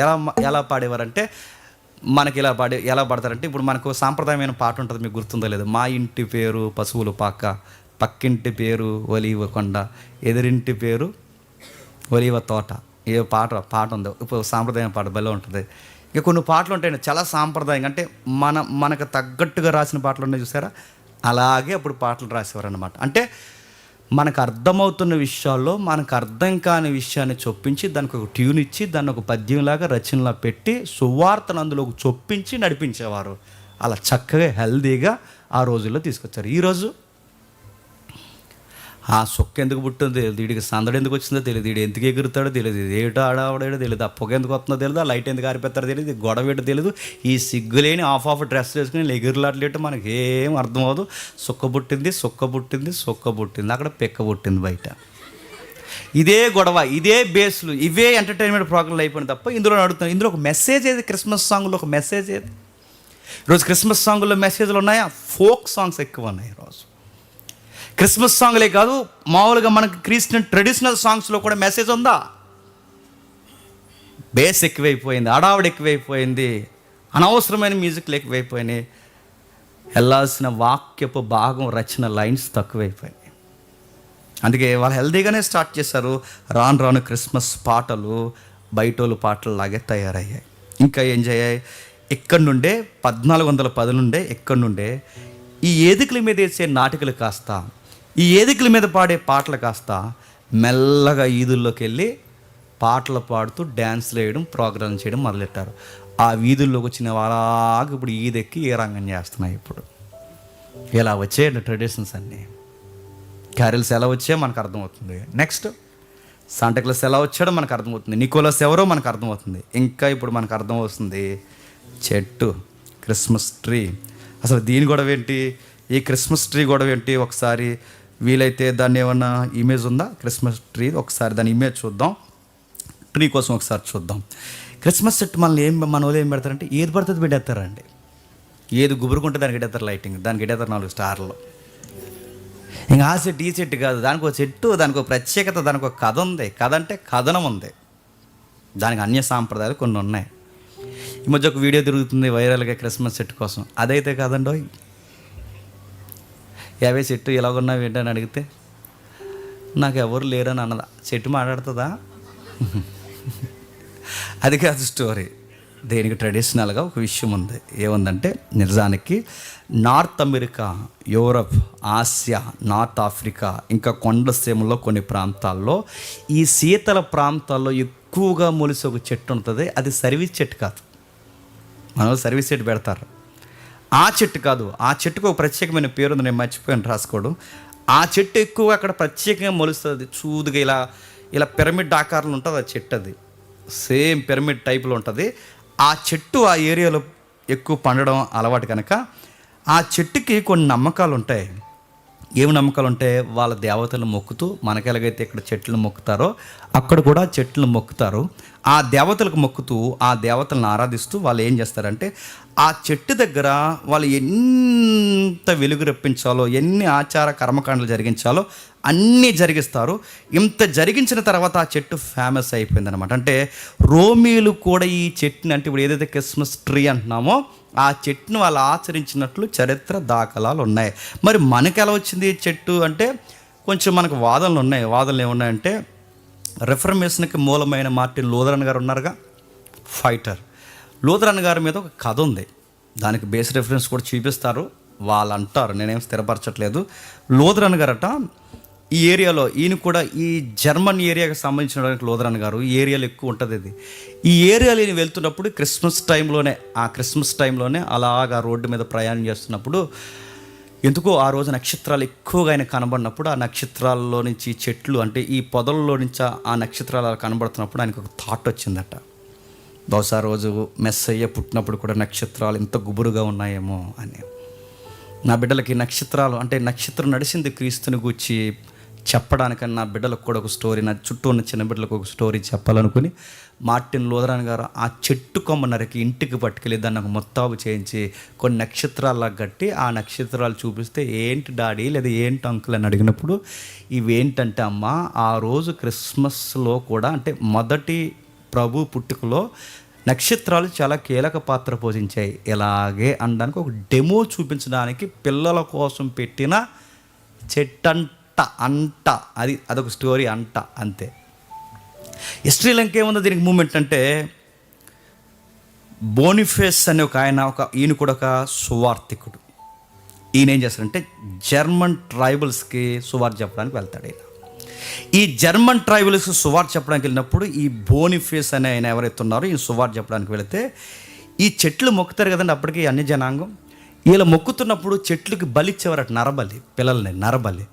ఆ చెట్టు దగ్గర అప్పుడప్పుడు మీరు గమనించారా, మన చెట్లకు కూడా కోళ్ళను కోస్తారు, మేకలను కోస్తారు, చెట్లకు బలేస్తారుగా. ఇలాంటి ట్రెడిషన్నే ఆ ఏరియాలో ఉన్నప్పుడు ఈ చెట్టుకి బలేస్తున్నప్పుడు ఎవరైతే ఈ ఫేస్ అనే ఎవాంజలిస్ట్ ఉన్నాడో చూసి తట్టుకోలేకపోయాడు. ఈ చెట్టుకే మీరు బలిస్తున్నారు కనుక అందరూ చూస్తుండగా సువార్త చెప్పి తప్పుడు పనులు ఎందుకు మీరు చేస్తున్నారని ఆ చెట్టుని నరికేశాడంట. అక్కడ ఇదంతా జరిగిన స్టోరీకి అని చెప్తారు 16వ శతాబ్దంలో. అయితే ఆ చెట్టుని ఎప్పుడైతే నరికేసిన తర్వాత కొన్ని రోజులకి ఆ చెట్టు మొదల నుంచి మళ్ళీ వేరొక చిగురు వచ్చిందట. ఆ చిగురుని బేస్ చేసుకుని ఆ యెషయా గ్రంథం చిగురు అనే పదం ఉంటుంది చూసారా, దానికి దీనికి కలిపి ఓ క్రిస్మస్ మెసేజ్ చెబుతూ మన కొరకు బలైపోవాల్సింది మీ పిల్లలు నా పిల్లలు కాదు, మన కొరకు బలైపోయింది ప్రభు అయిన యేసుక్రీస్తు ఈయన దేవుని కుమారుడు, ఆయన చనిపోయాడని దాన్ని బేస్ చేయడానికి ఇదిగో పిల్లలు ఇంతమంది చెట్టుని బట్టి మీరు చాలామంది చంపేశారు కనుక ఇది ఒక చేదు జ్ఞాపకంగా నేను ఎప్పుడు జ్ఞాపకం చేస్తానని ఆ చెట్టుని జ్ఞాపకం చేస్తూ ఒక డెమోగా పెట్టి వాళ్ళకి చెప్పేవాడంట. అలా వచ్చింది చెట్టు. అందుకే చూడండి, అన్యులు బాగా ఆచరించిన ఆచారాల్లో ఆ చెట్టు ఉంటుంది రోమిలకి. మనం ఎలాగైతే మామిడాకులు ఆకులు ఎలా కడతామో వాళ్ళకు కూడా ఇంటికి ఏదన్నా శుభకార్యం జరిగినప్పుడు ఆ చెట్టుని ఎక్కువ వాడతారన్నమాట. అయితే ఆ చెట్టుకి బలి నైవేద్యాలు ఎక్కువ ఇస్తున్నారు కనుక అది తప్పుడు విధానం, దీన్ని కాదు, ఇదిగో మనం చేయాల్సిన ఇది కాదు, ఈ తప్పుడు జ్ఞాపకాలకి మళ్ళీ ఉండకూడదు, మనం వెలిగే నక్షత్రాలుగా మారిపోవాలని దాన్ని ఈ విధంగా మార్చి, అంటే కొంచెం ట్రెడిషన్ మార్చి దాన్ని ఇలా చెప్పుకొచ్చారు అంతే తప్ప చెట్టుకు మొక్కమని కాదు. ఇప్పుడు చెప్పండి, క్రిస్మస్ ట్రీ కూడా ట్రెడిషనల్గా వచ్చిందే, శాంటా క్లాస్ కూడా ఊహించే ట్రెడిషనల్గా వచ్చిందే చెప్పాలి. సైంట్ నికోలస్ హిస్టరీలో మూమెంట్ నేను అడుగుతాను, ఎక్కడన్నీ ఇవి బైబిల్లోంచి వచ్చినాయండి? అలా వచ్చాయి కొన్ని అలా వస్తాయి. ఇప్పుడు 2024లో ఉన్నామండి, ఇంకో నెల పోతే 2025లోకి వెళతాం. ఇంకో 20 ఏళ్ళు పోయిందనుకోండి, ఇంకో 25 సంవత్సరాలు పోతే 2050కి వెళతాం. 2050కి ఎంత అప్డేట్ అయిపోద్దండి ప్రపంచం. అప్పటికి ఇంకెన్ని వస్తాయో మనకు తెలియదు. అలా వెళ్ళే కొలిది ఫస్ట్ ఏమనిపిస్తుంది అంటే అది తప్పు అనిపిస్తుంది, తర్వాత ఏమనిపిస్తుంది అంటే పర్లేదులే అనిపిస్తుంది అనమాట. అలా వచ్చినాయి ఇవన్నీ. మీకు ఉదాహరణ చెప్తాను. రేడియో వచ్చిన కొత్తలో అంట క్రైస్తవులు రేడియో వినకూడదు అనేవారట. రేడియో వింటే అది సాతాను, వినకూడదు అనేవారట. కానీ రాను ఆ రేడియోలోనే సువార్తలు చెప్పారు. టీవీ వచ్చిన కొత్తలో అనేవారట క్రైస్తవులు, చెప్పండి, టీవీ చూడకూడదు అన్న. రాను ఆ టీవీలోనే సువార్తలు చెప్పడం. అంటే ట్రెడిషన్స్ అనేవి లేదా కల్చర్తో పాటు ట్రెడిషన్స్ అనేవి ఎలా వచ్చేస్తాయి అంటే అలవాటు చేసుకుని దాన్ని కూడా మనం ఎలా మలుచుకుంటాం, సువార్త బేస్మెంట్లుగా మలుచుకుంటాం. అలా పెద్దలు అంగీకరించారు. మరి మీ ఒపీనియన్ ఏంటన్నా అని నన్ను అడిగితే నాకు ఫీలింగ్ ఉంది. ఆ ఫీలింగ్ ఏంటంటే ఈ చెట్టుకి మొగ్గకూడదు, ఈ చెట్టు అయినా శాంటా క్లాస్ అయినా ఇంకా వచ్చిన కొన్ని సాంప్రదాయాలు ఇవేవైనా నాకు తెలిసి ఇవేవి రక్షణ పోగొట్టవండి. నా ఫీలింగ్ ఇది. ఒకవేళ తప్పు అయితే నేను సరి చేసుకుంటాను. నాకు తెలిసి ఇవేమి రక్షణ పోగొట్టేంత ప్రమాదకరమైనవి కదా. రక్షణ ఎప్పుడు పోతుందో చెప్పనా? అసలు క్రీస్తుని ఎలాగన్నా జ్ఞాపకం చేసుకుంటున్నారు వీళ్ళు. నీ ముఖానికి ఏడాదిలో ఒకసారి కూడా జ్ఞాపకం రావట్లేదు చూసావా? అసలు క్రీస్తు త్యాగము, బలి, ఆయన చిత్తము ఏది జ్ఞాపకం లేకుండా నిస్సారంగా అలా ఉండి వెళ్ళిపోతుందో చూసావా? నీకే ప్రమాదం, గుర్తుపెట్టుకో. ఏదో ఒక విధంగా ఆయన జ్ఞాపకం చేసుకుంటున్నారో కొన్ని పరిధులు మనకు అర్థం వల్ల ఇవి వాక్యాన్ని దాటి వస్తున్నాయి అన్నప్పుడు దాన్ని కంట్రోల్ చేసి ఆపాలి. అందుకే మనం చూడండి, మనము క్రిస్మస్ అనే ఒక అడ్వర్టైజ్మెంట్ ఇస్తాం, చర్చిలో మనం కూడా క్రిస్మస్ చేస్తాం. కానీ వీటన్నిటిని ఆ బౌండరీ దాటి లోపలికి రానిస్తామా? మన దగ్గర చెట్టు ఉండదు, పొట్ట ఉండదు, ఇంకా చెప్పండి పొట్టేసుకున్న శాంటా క్లాస్ కూడా ఉండడు, ఎవరు ఉండరు. మరేముంటుంది మన దగ్గర అంటే చెప్పండి? సత్యము తప్ప ఇంకేం చెప్పం. క్రిస్మస్ ఎట్టినా సత్యమే చెప్తాం, గుడ్ ఫ్రైడే ఎట్టినా సత్యమే చెప్తాం, ఈస్టర్ ఎట్టినా సత్యమే చెప్తాం. అసలు నువ్వు ఏది పెట్టినా మన మోటో ఎలా ఉంటే చెప్పండి, వాక్యమే చెప్తాం అంతే. కాకపోతే జనాలకి ఆ ఫీల్ ఉంది కనుక డిసెంబర్ నెల వచ్చేసరికి అదో రకమైన ఫీలింగ్ వస్తుంది కనుక ఆ ఫీలింగ్ని ఏం డిస్టర్బెన్స్ చేయకుండా ఆ ఫీలింగ్లోనే క్రీస్తు ఎందుకు వచ్చాడో వాళ్ళకి అర్థమయ్యేలా చెప్తాం. అయితే 2 వాదాలు వస్తాయి, ముగించేస్తాను. వెంటనే కొంతమంది ఏమంటారంటే, అంతే బాగా చెప్పారు కానీ జేమ్స్ గారు ఇండైరెక్ట్గా మీరు ఎంకరేజ్ చేస్తున్నారు ఎట్లని అన్నారు. వెంటనే నాకు రెఫరెన్స్ చూపిస్తారు. రెఫరెన్స్ చెప్పిన గలతీలకు రాసిన పత్రిక చూడండి ఒకసారి. గలతీలకు రాసిన పత్రిక 4వ అధ్యాయం, గలతీలకు రాసిన పత్రిక 4వ అధ్యాయం 10-11 వచ్చిన చూడండి ఒకసారి.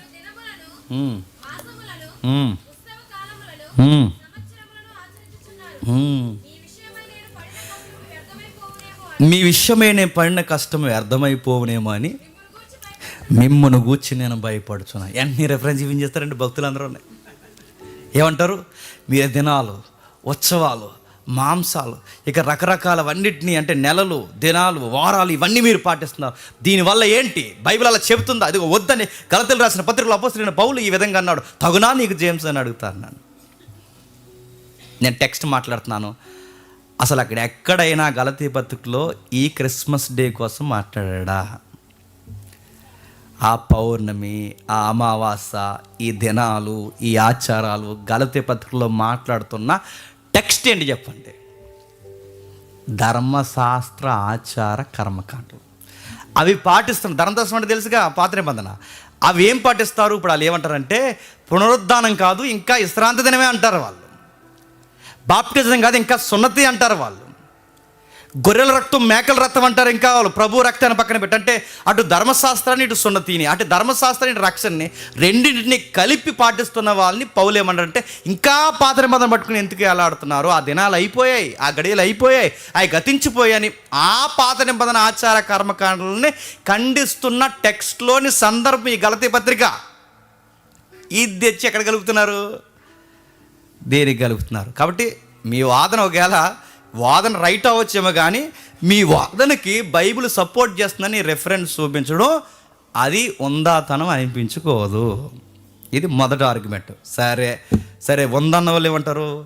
జేమ్స్ గారు సూపర్ చెప్పారు, మీరు సూపరు, బైబిల్ ఇదే చెప్తుందండి అని. మళ్ళీ అంటే ఇప్పుడు నేను ఉందని చెప్పట్లేదు, లేదని చెప్పట్లేదండో, నా గొడవ వదిలేయండి. ఉందని చెప్పేవాళ్ళు ఏ రిఫరెన్స్ చూపించుకుంటారంటే రోమిలికి రాసిన పత్రిక. ఒకసారి చూడండి, రోమిలికి రాసిన పత్రిక 14వ అధ్యాయం. రోమిలికి రాసిన పత్రిక ముగించుకుందాం. 14వ అధ్యాయం 5-6 వచనాలు చూడండి. ఒకడు ఒక దినము కంటే మరి ఒక దినము మంచిదని మంచి దినమని ఎంచుచున్నాడు, మరి ఒకడు ప్రతి దినమును సమానముగా ఎంచుచున్నాడు. ప్రతి వాడు తన మట్టుకు తానే తన మనసులో రూఢీపరచుకొనవలెను. దినములు లక్ష్య పెట్టువాడు ప్రభు కోసమే లక్ష్య పెట్టుచున్నాడు.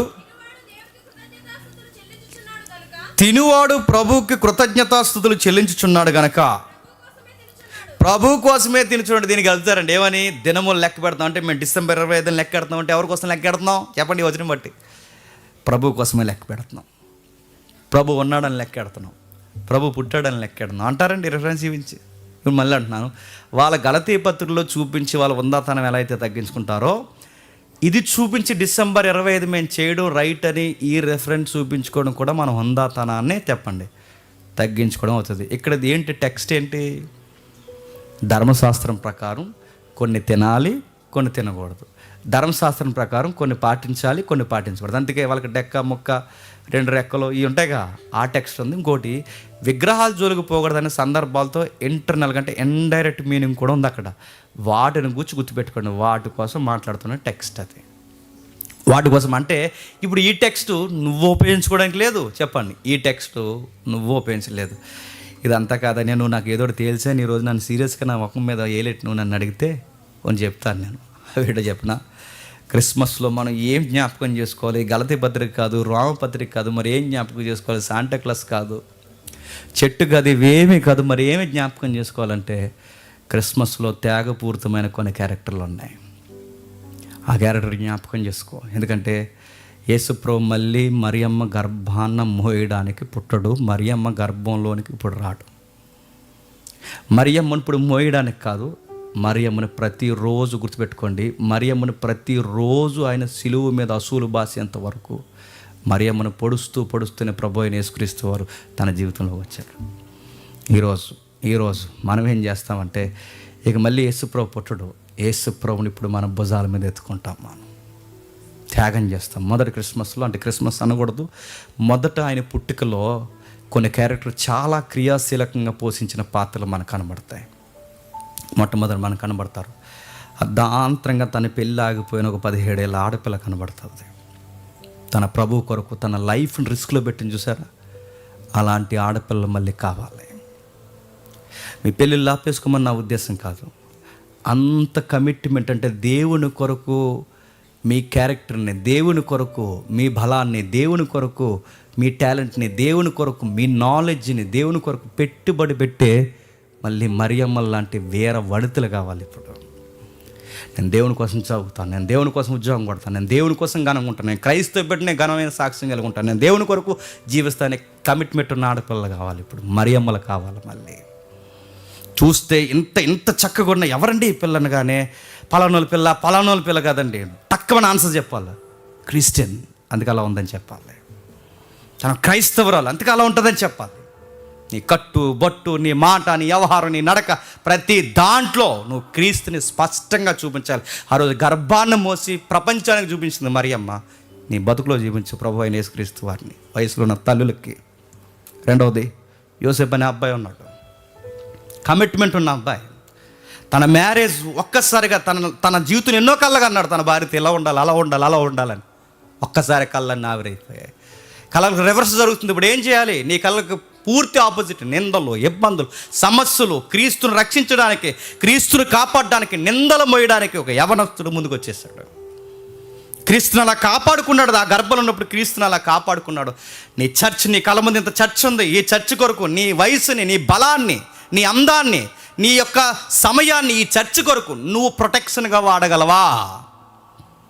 క్రీస్తును ప్రకటించడానికి సమాజం, ఇదిగో నా యవనేచ్ఛల నుండి నేను దూరంగా జరిగి, నా కళల నుండి నేను దూరంగా జరిగి, నా కోరికల నుంచి నేను దూరంగా జరిగి, ఇదిగో నా దేవుని కొరకు, ఇదిగో నా దేవుని యొక్క సువార్తకి ప్రొటెక్షన్గా నేను నిలబడతానని ఒక యోసేపులా మళ్ళీ నువ్వు ఉండగలవా? ఇది రియల్ క్రిస్మస్. మరియమ్మను చూడు తన క్యారెక్టర్, యోసేపుని చూడు తన కమిట్మెంట్. ఇంకా ఎవరున్నారు?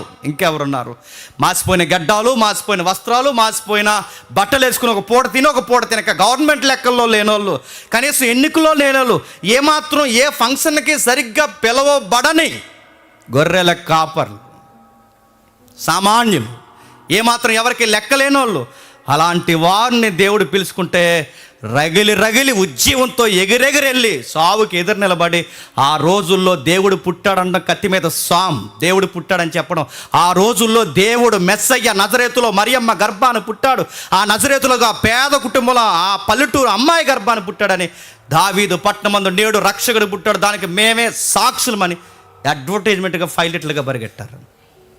నువ్వు వాళ్ళని ఇన్స్పైర్ చేసుకో. నేను చెప్పగలనా, నాకు అంత సీన్ ఉందా? ఇలాంటి దిగజారులు మాటలు మాడేసి నేను కూడా చెబుతానని గొర్రెల కాపులు పరిగెట్టారు. నేను కూడా ఎన్నికలో లేరు వాళ్ళు. మీరు అనుకుంటారు మనకేమాత్రం చదువు ఉందండి, మనకేమాత్రం ఉద్యోగం ఉందండి, మనకేమాత్రం టాలెంట్ ఉందండి, మనం ఏం చేయగలం, మనం నిన్ను నువ్వు కొంగ తీసుకోకు. ఎందుకంటే ఎన్నిక లేని వారు, చేతగానాలు, నీచులైన వారు, లెక్కల్లో లేని పాత్రలే దేవుడికి కావాలి. ఎందుకంటే ఏ మనుష్యుడు దేవుని యొక్క అతిశయింపకుండునట్లు నత్తివారిని కూడా దేవుడు ఎంపిక చేసుకుని ఘనంగా వాడుకుంటాడు. నువ్వు రెడీయా అడుగుతున్నావు?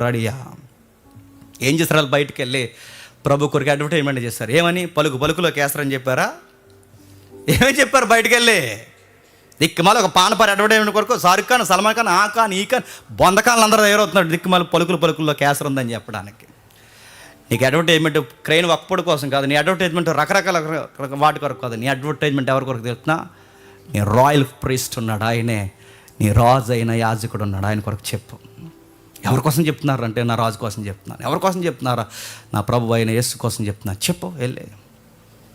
అంతంత రోజు కూలీలు చిన్న పనులు చేసుకుని గొర్రెలు కాసుకుంటున్న వాళ్ళే సమస్తం వదిలి ప్రభు కొరకు పరిగెడితే, రోజు కూలీ చేసుకున్న వాడు వెనకాల సరైన వాడికి అకౌంట్స్లో డబ్బులు లేనివాడు దేవుడి కొరకు అంత సువార్త చేస్తే మొదటి శతాబ్దంలో నీకు అన్నీ ఉన్నాయి, చక్కగా సుఖంగా సాగుతున్నాయి, 3 పూట్ల చక్కగా తింటున్నావు. ఏ గంట అయినా ఆయన గురించి ఈ క్రిస్మస్ సీజన్లో ఒక్కడికి సువార్త చెప్పిన దాఖలాలు ఉన్నాయి నీకు. ఎన్నికలో లేనోళ్ళు, మాసిపోయిన గడ్డాలు వేసుకున్న వాళ్ళు సువార్త చెప్పారు. ఏది నీ కడుపులో మధ్య కూడా కదలట్లేదు, నువ్వు ఎక్కడైనా సువార్త చెప్తున్నావా? మొదటి క్రిస్మస్లో ఏం తీసుకుంటావంటే మరియమ్మని చూడు, యోసేపుని చూడు, గొర్రెల కాపుని చూడు. ఇంకా ఎవరున్నారు? సుమయోన్ అనే ఒక ప్రవక్త ఉంటాడు. నిజంగా ఆశ్చర్యంగా ఉంటుంది ఆయన మాట చదువుతుంటే. ఒకసారి చూడండి, లూకాసు సువార్త 2వ అధ్యాయం 25వ వచనం. లూకాసు సువార్త 2వ అధ్యాయం 25వ వచనం ఒకసారి చూడండి. లూకాసు సువార్త 2వ అధ్యాయం 25వ వచనం. యెరూషలేమునందు సుమయోను అనే ఒక ప్రవక్త ఉండెను. అతడు నీతిమంతుడు, భక్తిపరుడై ఉండి ఇశ్రాయేలు యొక్క ఆదరణ కొరకు కనిపెట్టువాడు. సీనియారిటీగా నడుతున్నాను. వయసు మళ్ళీ ఎవరన్నా ఉంటే మీకు సవాల్ చేస్తున్నాను నేను. నీ ముందు ఇంత యువత పాడైపోతుంది, నీ ముందు ఇంత సమాజం పాడైపోతుంది, ఈదిలో పాడైపోతుంది, నీ ఊర్లో పాడైపోతుంది, నీ గడ్డాలు మెరిసాయి, నీ మీసాలు మెరిసాయి, నీ తల మెరిసింది. ఇంతమంది మెరుస్తుంటే నీ ఊరు రక్షణ కొరకు ఏ రోజన్నా నీకు సేమ కుట్టినట్టుందా? ఆ వయసు అయిపోయిన పెద్ద ఆయన చూడు, ఎవరి కోసం బతుకుతున్నాడు? నా మనవడి కోసం, నా మనవరాల కోసం. ఎవరి కోసం బతుకుతాను అంటలేదండి, ఆయన ఎవరి కోసం బతుకుతున్నాడు చూడండి. ఇశ్రాయేలు ఆదరణ కొరకు కనిపెట్టువాడు. ఈ ఊరు ఎప్పుడు బాగుపడుతుందో, ఈ దేశం ఎప్పుడు బాగుపడుతుందో, ఈ దేశానికి రక్షణ భాగం ఎప్పుడు దొరుకుతుందా అని ఆ సీనియర్ అలా కనిపెడుతున్నాడంట. మిమ్మల్ని అడుగుతున్నాను నేను, మీరు ప్రవక్తలు కాకపోయినా కనీసం మీ ఊరు బాగుపడాలని ఇలాంటి సుమేల్ లాంటి ఆలోచన కలిగిన వ్యక్తులుగా మీరు పోషించగలరా? క్రియాశీలకంగా మీ పాత్రను పోషించగలరా? అందుకే చూడండి, ఇశ్రాయేలు ఆదరణ కొరకు కనిపెట్టువాడు పరిశుద్ధాత్మ అతని మీద ఉండెను. అతడు ప్రభు యొక్క క్రీస్తును చూడకమునుపు అతను మరణము పొందడని అతడు పరిశుద్ధాత్మ. అదండి తన లైఫ్ మీనింగ్. ఈ ఊపిరి ఇంకా ఎవరి కోసం కొట్టుకుంటుంది? ఈ గుండె ఇంకా ఎవరి కోసం కొట్టుకుంటుంది? ఈ శరీరం ఇంకా ఎవరి కోసం పనిచేస్తుంది? ఈ చేతులు ఎవరి కోసం పనిచేస్తున్నాయి? నీకు వయసు అయిపోయినా ఇంకా నడుస్తున్నా, కర్ర వేసుకుని ఎవరి కోసం నడుస్తున్నావంటే ఆయన అన్నాడట, ఆ మెసేజ్ ఎప్పుడు వస్తారో ఈ రెండు కలుతో ఆ మెసేజ్ని చూసి చివరికి ఒక మెసేజ్ చెప్పి, ఒక ప్రసంగం చెప్పి, ఆ ప్రభువుని చూసిన తర్వాత నా చేతులతో ఎత్తుకుని ఆ దేవుడిని, శరీరంగా వచ్చిన దేవుడిని చేతులతో పట్టుకుని దేవుడికి ఒక ముద్దు పెట్టి, ఆ రోజు నేను చనిపోతే చాలండి, ఆ ఒక్క క్షణం కోసం నేను బతుకుతున్నా అన్నాడట. ఈ రెండు కళ్ళు ఎప్పుడైతే ఆయన చూస్తే ఆ రోజు నాకు చివరి రోజు అయితే చాలు, ఆ రోజు ఎప్పుడు వస్తుందో అని ఎదురు చూస్తానని బతికాడట. క్రీస్తుని చూడడానికే బతికాడు, క్రీస్తును ప్రకటించడానికే బ్రతికాడు, క్రీస్తుని భుజాల మీద వేసుకుని చేతులు తెత్తుకుని ఆడించడానికే బతికాడు. వయసు మళ్ళీపోయింది నీకు, నిన్ను అడుగుతున్నాను నేను, దేనికోసం పోతున్నావు? సగం వయసు అయిపోయింది, కాళ్ళు కాటికి చేస్తున్నావు, ఇంకా ఎక్కడ తిరుగుతున్నావు గుర్తుపెట్టుకో. దాచేద్దాం, పోగేద్దాం, పిల్లలు, పురుళ్ళు, ఉద్యోగాలు, సంపాదన, సంసారం చక్కబెట్టాం, దాసం, ఇచ్చాం, సారి, చెత్త, చెదారం, నీకు పాడి చివరికి గుర్తుపెట్టుకో. ఏం చేస్తుంది ఈ వయసు అంతా? సుమయాన్ని చూడు. ఏమున్నాయి మనకి? ఇంకేం కమిట్మెంట్లు ఏం లేవు సార్. ఊరు బాగుండాలి, దేశం బాగుండాలి, అందరూ బాగుండాలి, మెస్సయ్యను చూడాలి. ఈ చేతులతో చూసిన తర్వాత, ఈ కళ్ళుతో చూసిన తర్వాత, అదే నాకు చివరి రోజని ఆత్మదేవుడు నా గుండెల్లో స్థిరపరిచాడు. నా లైఫ్ నాకు అర్థమైపోయింది, ఆత్మ నాకు చెప్పేసింది అన్నాడట. అనిశ్చేత ఉందా? చనిపోయేలోపు అమ్మయ్య చాలు, చేయాల్సిన సువార్త అంతా చేశాను, ప్రకటించాల్సిన సువార్త అంతా ప్రకటించాను, మనసు నెమ్మదిగా ఉంది. డాక్టర్ గారు ఇదే లాస్ట్ రోజు అన్న, నో ప్రాబ్లం అన్నంత నిండుదనం మనకు వస్తుందా? డాక్టర్ గారు ఇలా పైనుంచి కిందకు చూసి, ఒకడు వచ్చావా ఎవరన్నా వచ్చావా కానీ 2 మాసాలు అయిపోతే అక్కడే మనకి తక్కువని భయమే హద్ది. ఐసీయూలో కొంచెం చేయబడ, ఐసీయూలోనా అయిపోతావు అంతే. నిశ్చయత. సావుకి ఎలకం బోర్డు పెట్టిన వాళ్ళండి వీళ్ళందరూ. క్రీస్తుకు ముడిపెట్టి వారి జీవితం అనే కథలో ఎలకం బోర్డు పెట్టి చావురా, ఇంకా ఆయన చూస్తే చాలు ఈ జీవితానికి ధన్యమైపోయింది అన్నారట. ఇంకేమున్నది? 28వ వచనం, అంతటా ధర్మశాస్త్ర పద్ధతి చొప్పున ఆయన విషయమే జరిగించుట తల్లిదండ్రులు శిశువైన యేసును దేవాలయంలోకి తీసుకుని వచ్చినప్పుడు అతడు చేతులతో ఆయన ఎత్తుకొని దేవుణ్ణి స్తుతిస్తూ, నాకు బలి అనిపిస్తుంది చదువుతున్నప్పుడు, దేవుణ్ణి మానవుడు ఎత్తుకోవడం ఏంటండి? విచిత్రంగా ఉంటుంది. దేవుణ్ణి మానవుడు ఎత్తుకోవడం ఏంటి? మానవుడు ముద్దు పెట్టడం ఏంటి? అందుకే Mary did you know song ఎంత బ్యూటిఫుల్గా ఉంటుందో. మీరు వీలైతే మన ప్రభు సంస్కారం జరుగుతున్నప్పుడు ఆ సాంగ్ ప్లే చేయండి. ఆ సాంగ్స్లో ఒక లైన్ ఉంటుంది, మేరీ మేరీ మేరీ నీకు విషయం చెప్పాలి, నువ్వు ముద్దాడుతున్నది సాక్షాత్ ఎవరిని ముద్దాడుతున్నావు తెలుసా? దేవుని ముఖాన్ని ముద్దాడుతున్నావు. మేరీ ముద్దాడింది, సుమయాన్ని ఎత్తుకున్నాడు. దేవుణ్ణి ఎత్తుకోవడం ఏంటంటే నేను అడుగుతున్నాను, ఎంత విచిత్రంగా ఉంటుంది. దేవుణ్ణి ఎత్తుకోవడం, దేవుని ముద్దు పెట్టడం, వాళ్ళ లైఫ్ ధన్యమైపోయింది అంతే.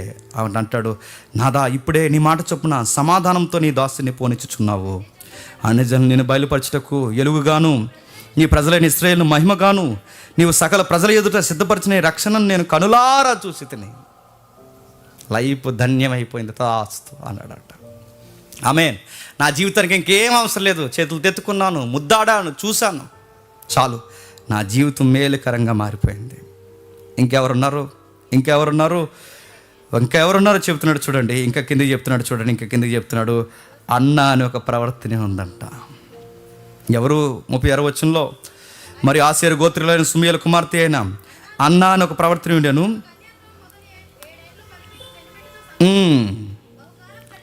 ఎవరు? వాళ్ళ తండ్రి పేరు ఏంటంట? పనియేలు అంటే పెనియేలు అంటారు. పెనియేలు దర్శనం తెలుసా? పెనియేలు దర్శనం, యాకోబు పెనియేలు దర్శనం తెలుసా తెలీదా? యాకోబు పెనియేలు దర్శనం, పెనియేలు దర్శనం అంటే యాకోబు దేవుణ్ణి చూసిన స్థలం పేరే పెనియేలు దర్శనం అంటారు.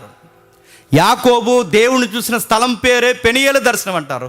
యాకోబు దేవుని చూసాడు లేదో నాకు తెలియదు, కానీ ఆ స్థలం పేరెట్టుకున్న ఆ తండ్రి యొక్క కూతురు మాత్రం ఎవరిని చూసింది చెప్పండి? దేవుడిని నిజంగానే చూసేసింది, కళ్ళుతో చూసేసింది. పెనియేలు దర్శనం కళ్ళ ముందుకి శిశువుగా వచ్చింది. పెనియేలు దేవుడు శిశువుగా కళ్ళ ముందుకు వచ్చాడు. ఆ దేవుడిని చూసింది, కళ్ళతో చూసింది. తండ్రి పేరుకు సార్థకత చేసిన చక్కటి కుమార్తె చెప్పండి. తల్లి అన్న 7 ఏళ్ల క్రితం భర్త చనిపోయాడట. ఆ రోజే కమిట్మెంట్ పెట్టుకుందండి, ఇంకా మళ్ళీ మరొక పురుషుడు, మరొక సంసారం, మళ్ళీ సేదారం, ఇవన్నీ మనకు సెట్ అవ్వ. కానీ ఒక ప్రియుడు ఉన్నాడు, ఆయన వస్తాడు, ఆయన కొరకు ఎదురు చూస్తాను. నా ఆశ, నా నిరీక్షణ అన్నీ ఆయన కొరకే. ఇక నేను ఆయన కొరకు ఎదురు చూస్తున్నాను. నా ప్రియుడు ఒకరోజు శిశువుగా నా ముందుకు వస్తాడు. ఎప్పుడు వస్తాడా అని ఎదురు చూస్తుందట. ఆమె గురించి రాయబడుతుంది, 84 సంవత్సరాలు ఎదురాలి ఉండి దేవాలయం విడువుక 7 ఏళ్ళు వయసప్పుడు భర్త చనిపోతే ఇంకా వయసులో ఉంది, ఎక్కడికి పోలేదట. చర్చే తన లైఫ్, చర్చి వాతావరణమే తన లైఫ్, చర్చిలో ఏదో ఒకటి చేయడమే తన జీవితం.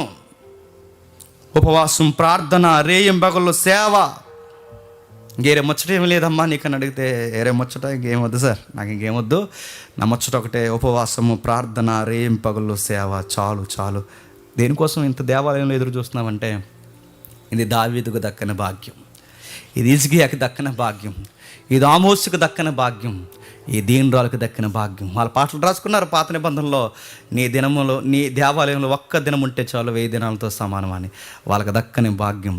నా వయసు అంతా నేను ఎక్కడ గడిపాను తెలుసు? ఒక్క దినం కాదు, 84 సంవత్సరాలు, 85 సంవత్సరాలు దేవాలయంలో గడిపాను. దావీదు దక్కని గొప్ప భాగ్యం దేవుడు నాకు ఇచ్చేసాడు. ఇన్ని పాత్రలు ఉన్నాయి మొదటి క్రిస్మస్ చుట్టూ, గుర్తుపెట్టుకోండి. కిందకి రాస్తాడు తన గురించి. ఆమె కూడా గడిలోని లోపలికి వచ్చి దేవుని కొరకు కొనియాడి, యెరూషలేములో విమోచన కొరకు కనిపెడుచున్న వారు అందరితో ఆయన గురించి మాట్లాడుచుంది. ఏమని మాట్లాడుంటుందండి వయసు అయిపోయిన ఆవిడ?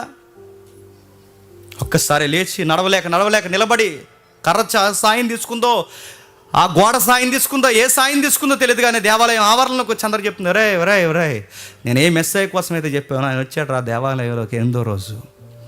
చెప్పేసిందంట అందరికీ. మెస్సియా వచ్చేసాడు. ఎవరి కోసం అయితే చెప్తున్నాను, 2 సంవత్సరాలు వచ్చేసాడు మెస్సియా. యెరూషలేము విమోచన కొరకు కనిపెడుతున్నాను, ఇజ్రాయేల్ విమోచన కొరకు కనిపెడుతున్నామే, ఆ చెప్పిన మెస్సియా వచ్చేసాడని సువార్త చేసింది. మీరు ఎవరిని కదపండి, మొదటి క్రిస్మస్లో అందరూ ఏం చేస్తారు చెప్పండి? చెట్టు ఎట్టలేదు, స్టార్ ఎట్టలేదు చెప్పండి, క్యారిల్స్ పట్టలేదు. మొదటి క్రిస్మస్ వాళ్ళందరూ ఏం చేశారు చెప్పండి? మరియమ్మ సువార్త చేసింది, యోసేపు సువార్త చేస్తాడు, సుమియోను సువార్త చేస్తాడు, అన్నా సువార్త చేస్తుంది, గొర్రెల కాపులు సువార్త చేయరు. ఈరోజు క్రిస్మస్ చేసి సువార్త మానేసిన తరాలు తయారయ్యాను మనకంతే. అందుకే ఈరోజు క్రిస్మస్లో ఏం లేదు తెలుసా? సువార్త లేదు. అసలు క్రిస్మస్లో ప్రధానంగా ఉండాల్సింది ఏంటో తెలుసా? సువార్త ఉండాలి. ఎంటర్టైన్మెంట్ ప్రోగ్రాంలు ఎక్కువైపోయినాయి ఇప్పుడు క్రిస్మస్లో. ఇప్పుడు చిన్నపిల్లల స్కిట్టు, పెద్ద పిల్లల స్కిట్టు, ఇంకా పెద్ద పిల్లల స్కిట్టు, ఇంకా సిగ్గులేని స్కిట్టు, ఇంకా స్కిట్ల మీద స్కిట్లు. ఎవరు కదిలిపోకుండా ఇంకా చివరికి ఒక పాట ఉంది, అందరూ ఒకసారిగా వచ్చే పాట అన్నారంట. అంతే, ఇంకెళ్ళరికి నిద్ర రాదు, అలా చూస్తారు. ఎవరు కదలకండి ఇంకో అరగంట వాకింగ్ చెప్తామంటే ఉంటారా? సీట్ రాసి పంపిస్తారు మాకు. జేమ్స్ గారు త్వరగా ముగించారు, మాకు వెనకాల చాలా కార్యక్రమాలు ఉన్నాయి, కాక ముక్కడొక్క ఇంకా తినలేదు మేము అని చెప్పి.